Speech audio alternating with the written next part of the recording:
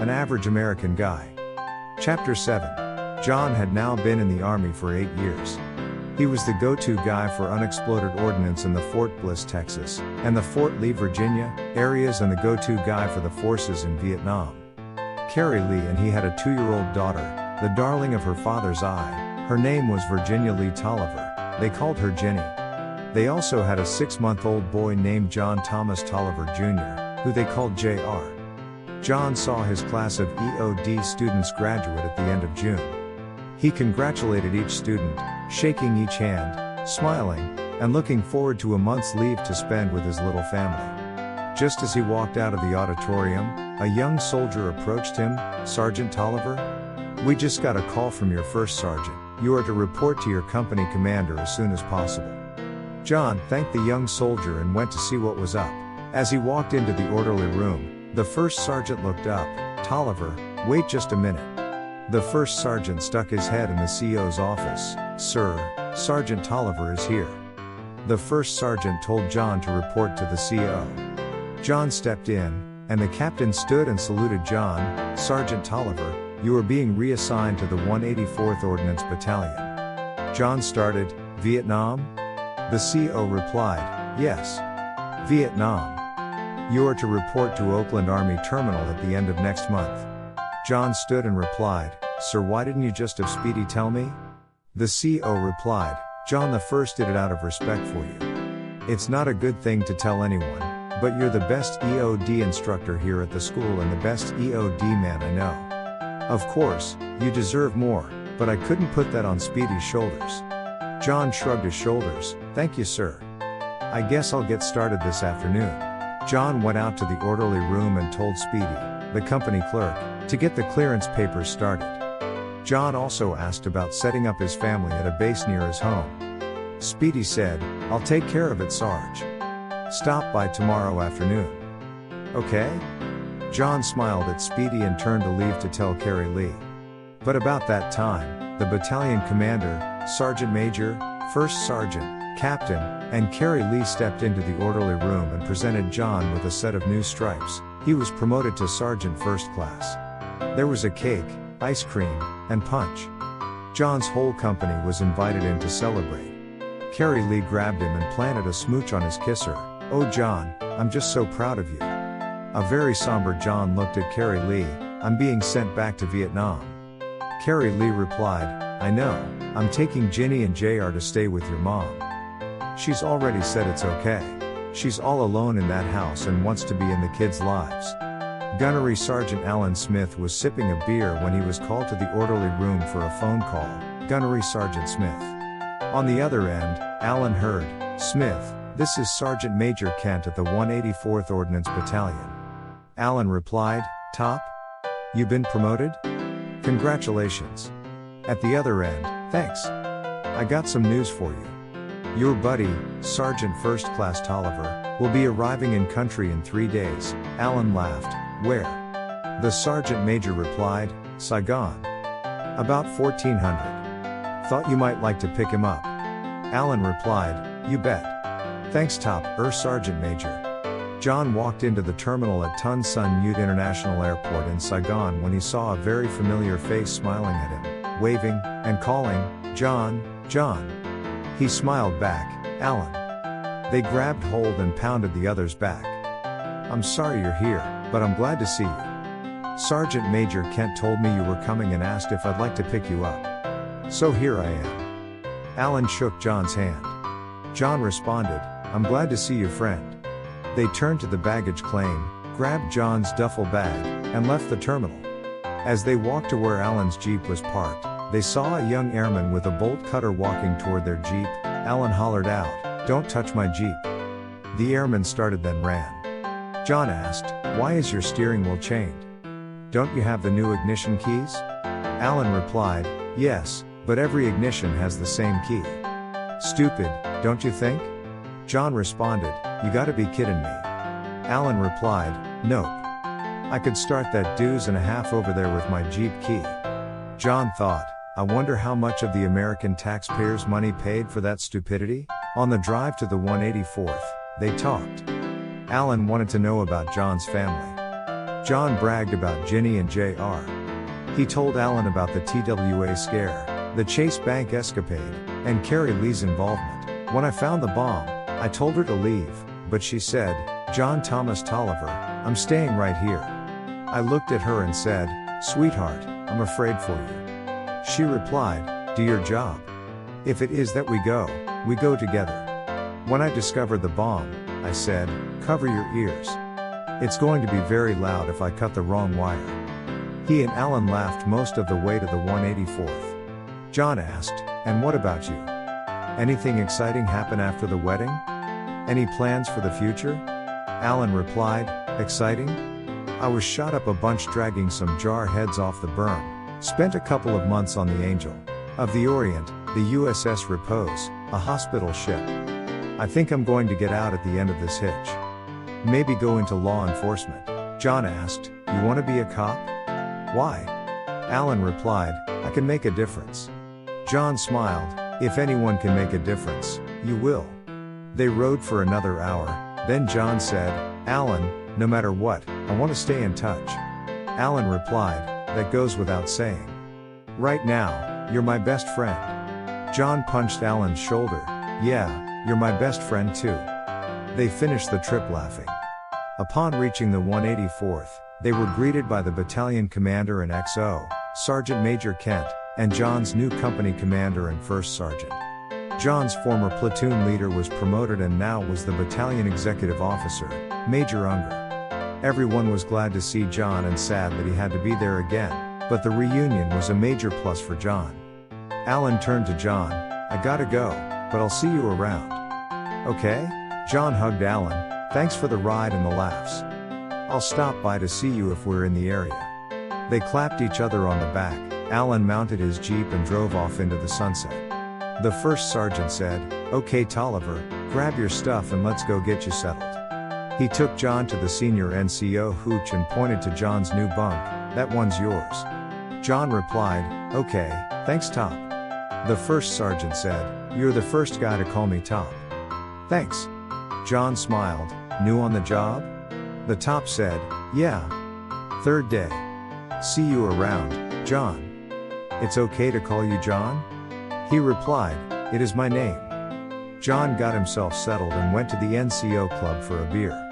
Sitting at the bar was an old friend, Staff Sergeant Mark Vargas. John tapped Mark on the shoulder and remarked, "Aha! My old buddy, Staff Sergeant Vargas, how the heck are you?" Mark spun around, "John. I was hoping to see you. Sorry to see you back here, but I am glad to see you." John asked, "You here at the 184th?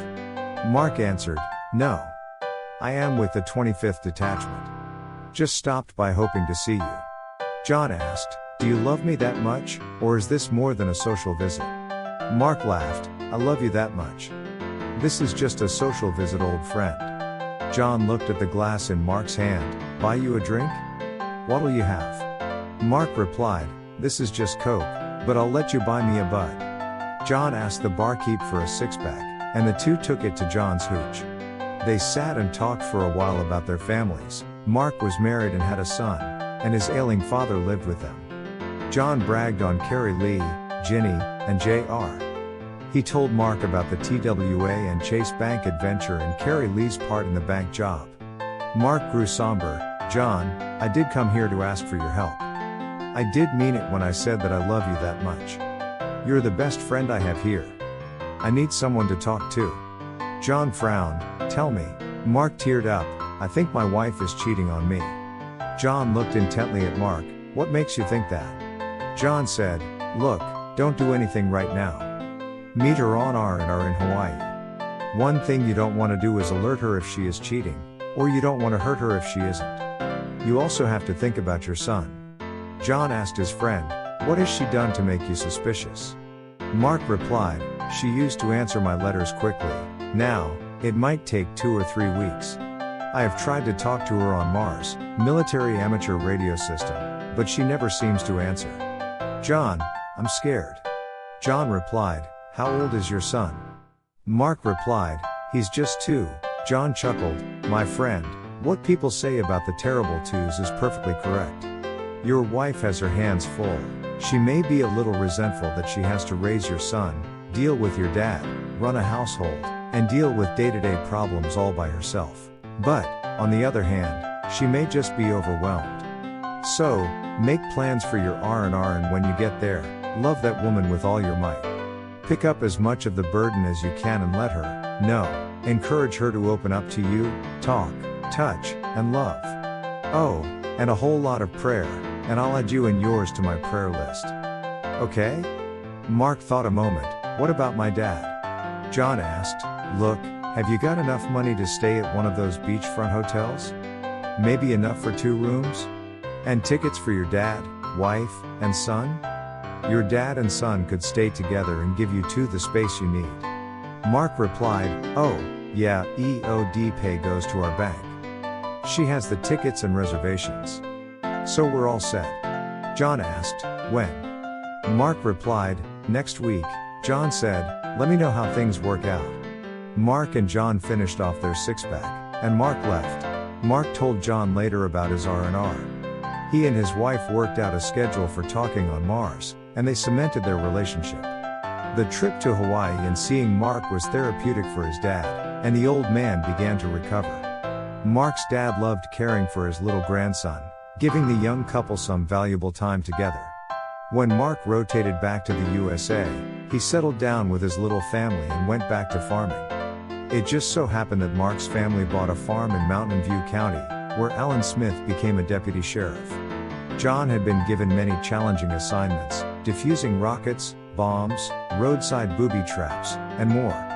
He was looking forward to R&R, being with Carrie Lee, Ginny, and JR on one assignment. He defused a booby trap, and about a month before his R&R date, an accident took off a part of 3 fingers of his left hand, the index, middle, and ring fingers. He was left with 3 stumps. He was sent to the Angel of the Orient, but was released about 2 weeks before his R&R date. His battalion and company commanders did not want to discharge John, and he wanted to stay in the army. He was allowed to take his R&R and see his family. Carrie Lee was upset about the accident, but she loved John and wanted him to serve until retirement. The Army Chief of Staff ruled that John could stay if he wanted, but he would become an instructor at Fort Lee. John agreed and was sent back to Fort Lee at the end of his tour in Vietnam. John was awarded the Purple Heart because the device that took his fingers was an enemy booby trap. Alan visited John after his R&R and commiserated with him on the loss of his fingers. Then, sitting in John's hooch, downing a couple of buds, Alan confessed his admiration for John and wanted John and his family to retire in Mountain View County. Alan had been accepted to the police academy and was already accepted as deputy sheriff to Sheriff John Murdoch, a former Marine. When John returned to duty after his R&R, he talked to the battalion commander about going to OCS. John was given rave efficiency reports and letters of recommendation from the 184th Battalion Commander, the 174th Battalion Commander, and the Commandant of the school at Fort Lee. Marine General Michael Johnson added his recommendation, as did General Westmoreland. Then out of the blue, John was promoted to the rank of First Lieutenant, a battlefield commission. Gunnery Sergeant Alan Smith was told of the commissioning ceremony by CSM Kent, and Alan accepted. Alan asked if he could be the first to salute the new officer, and it was agreed around the battalion that Alan would be the first to salute John. John prepared for this event and got a $20 gold piece to give to Alan. Alan was stunned and hugged John, smiling, a tear in his eye. Finally, John had a friend that he considered his best friend, just like Carlson, so many years ago. Sitting in the officers' club, John told Alan that he considered Alan his brother, and Alan confessed that he saw John as his brother too. John had a month before his rotation date when he was called to the orderly room to answer a phone call. Alan told him that he had a big problem. 3 Dud rockets were logged in the mess hall of the Marine compound, and 100 Marines were trapped in the mess hall. John turned to the captain and explained the situation. The captain said, "John, your hand?" John replied, "I'm right-handed." The captain said, "John, you're an officer. We can send another man." John responded, "Sir, this is my friend, my brother. I need to go. I save lives. Please." The captain said, "Okay, go. Good luck." When John arrived at the Marine compound, He found some engineers attempting to cut through the steel wall of the mess hall as far away from the rockets as possible. John saw one possibility in a rocket that was lodged just a few inches from the main door. It was chest high, with most of the rocket outside the building. John and Alan approached the door. John shouted to everyone to get as far away from the door as possible, to get down on the floor, under tables if possible. He also told the engineers to get way back, just in case, and he proceeded to disarm the rocket. John had to dismantle the whole thing to get at the detonator. After 2 hours, John and Alan pulled the Hulk out of the wall, opened the mess hall doors, and 100 Marines sighed a sigh of relief and got away from the building. The other 2 rockets were mainly inside the building and too high to work on them without a ladder. The Marine commander called to John, "Lieutenant, let's just blow them in place. It would be better to rebuild than take a chance on losing someone." John nodded. "What are you going to do?" The commander replied, "Shoot the damn things." So John and Alan gathered up the guts of the one they had disarmed and drove away. At the disposal site, they heard rifle shots and then a loud explosion. John said, "That's one." Then more shots and another explosion. Alan remarked, "That's the other one." On the day of his rotation, John was taken to Saigon to the airport, and he waited for his flight home. After just a few minutes, Alan slapped him on the back. "Going home?" John spun around. "Yeah, what about you?" Alan replied, "I got the seat next to you. I'm out of here. 6 tours is enough for one guy." Next stop, Mountain View County. 2 hours later, they were on their way to Clark Air Force Base, then to Guam, Honolulu, and SeaTac Airport. Finally, in Seattle, both of them left the military flight and boarded civilian flights home, Alan to Mountain View County and John to Rorton. In Rorton, John went to the local office of the Department of Veterans Affairs to see about a disability rating. The VA representative advised him to apply for a disability rating when he decided to quit or retire. He said, "This is just a hunch, but I think that after everything is over in this war, there will be unforeseen consequences of what was done in Vietnam." But when John landed, he was met by his little family, his mom, Lydia, Joy, Peter, and their families. It seems that Carrie Lee had chartered a bus to take everybody to meet their returning hero. On the bus, Carrie Lee sat on John's lap, and they petted all the way home, with Ginny and JR hovering close by, all the way home to a super barbecue. Ginny and JR stayed close, touching John as much as they could, always watching and hoping that their daddy would stay home with them. John was keenly aware of their fear and would hug them and say he was home for good this time. By the end of the evening, Ginny and JR had relaxed and enjoyed the party.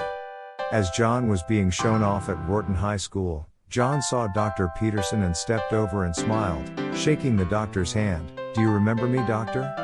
Dr. Peterson looked at John and smiled. "I do remember you, and I see that our time together made a difference to our country, didn't it? You never were poor white trash.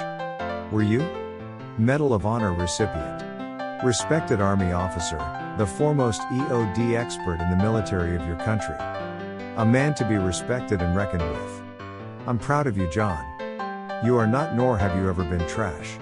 John was assigned to Fort Lee and served as a member of the instructional department, moving up as his duty progressed. John was promoted to major and was still the school's most respected instructor.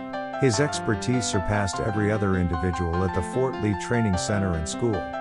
One day, while giving his course of instruction, a lieutenant broke into his class with a message from the commandant he was needed at the local high school. John called Carrie Lee.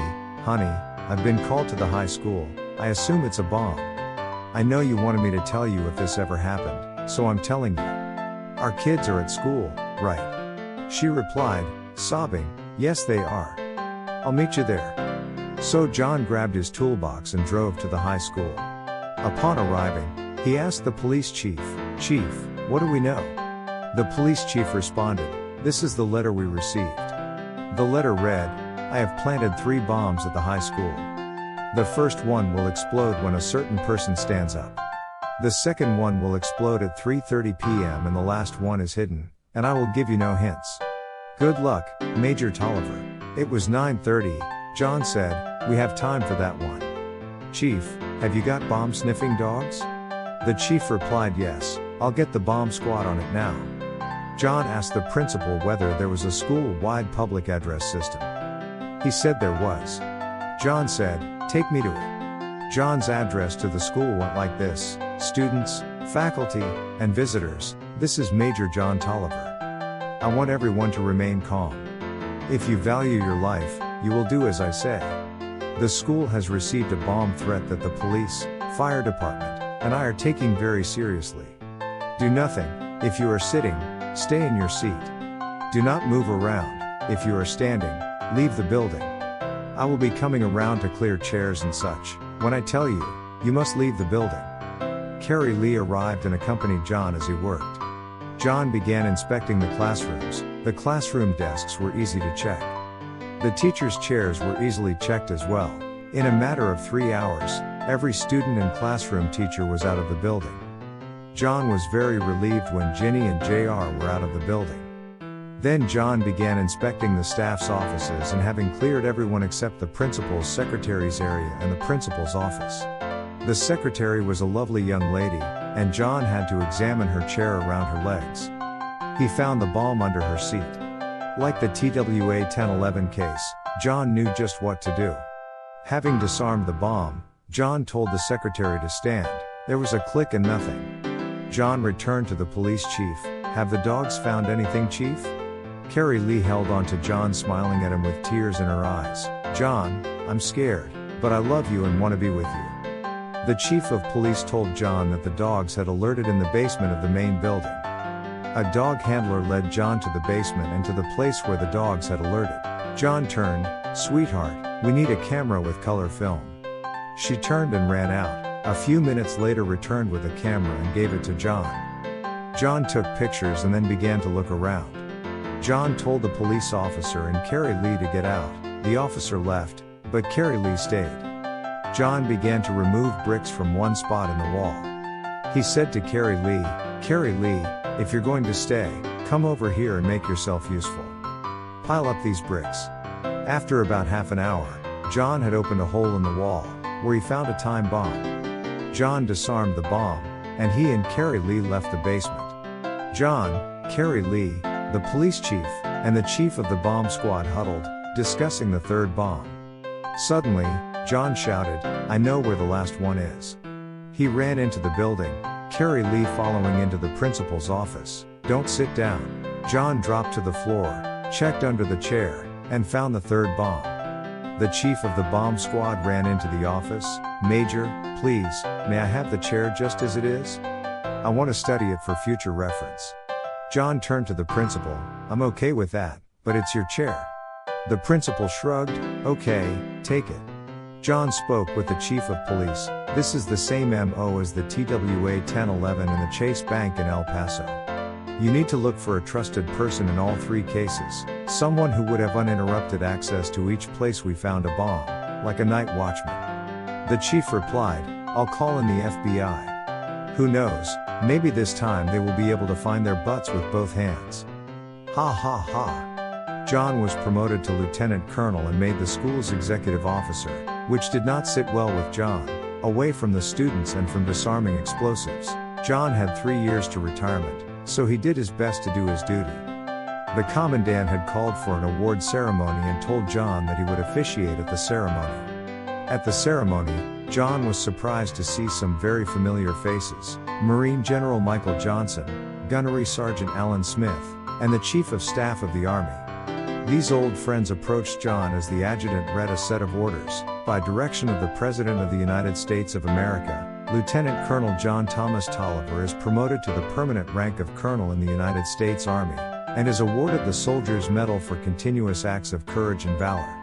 The adjutant continued, "Mrs. Carrie Lee Tolliver is awarded the Medal of Freedom for acts of courage and valor assisting her husband in defusing 3 bombs at the local high school." General Johnson hung the medals around John and Carrie Lee's necks, shook their hands, and saluted John. The two were overwhelmed, but stammered out their appreciation.